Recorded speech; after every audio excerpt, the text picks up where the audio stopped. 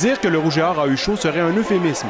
Il aura en effet fallu attendre jusqu'à la dernière seconde du match pour savoir qui des septuples champions en titre de la Coupe Dunsmore ou du Vert et Or de l'Université de Sherbrooke sortirait du terrain avec le trophée. Les représentants de l'Université Laval l'ont finalement emporté 22-17 au terme d'un match enlevant samedi après-midi au PEPS. Jamais cet automne, les hommes de Glenn Constantin n'avaient eu pareille opposition. Jamais n'avaient-ils senti autant de pression alors que leurs opposants répliquaient coup pour coup à leurs attaques, notamment grâce au brio du joueur par excellence de la dernière saison, Simon Charbonneau-Campeau, qui a réussi 2 touchés. Avec 0.4 secondes à faire au match, alors que le pointage était de 22-17 en faveur du Rouge et Or, Jean-Philippe Chouari et sa bande ont eu une dernière chance de causer la plus grosse surprise de la saison. L'offrande de Chouari dans la zone début du Rouge et Or s'est toutefois retrouvée entre les mains de Maximilien Ducap-Camara, ce qui a scellé l'issue du match. Ce qui va rester, c'est la défaite. C'est qu'on a participé à First Dunsmore de notre histoire, mais on n'est pas sorti avec. Fait que, tu sais, des occasions comme ça, il faut que tu sois opportuniste. Puis on a eu des chances de gagner ce match-là. Effectivement, les Sherbrookeois n'ont jamais été déclassés, au contraire.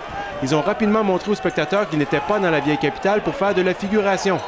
Les favoris de la foule ont finalement inscrit 3 points à la toute fin du premier quart, alors que le botteur Christopher Milo a réussi un placement de 17 verges. Au deuxième quart, William Dion a brisé la glace pour le Vert et Or à l'aide d'un placement de 24 verges. Avant de retraiter au vestiaire, les hommes de Glenn Constantin ont ajouté 10 points grâce au toucher de Mathieu Picard et un deuxième placement de Milo. Tôt au troisième quart, le tandem Jean-Philippe Chouari-Simon Charbonneau-Campeau a pris les choses en main, Chouari rejoignant sa cible préférée avec une passe de 38 verges dans la zone payante.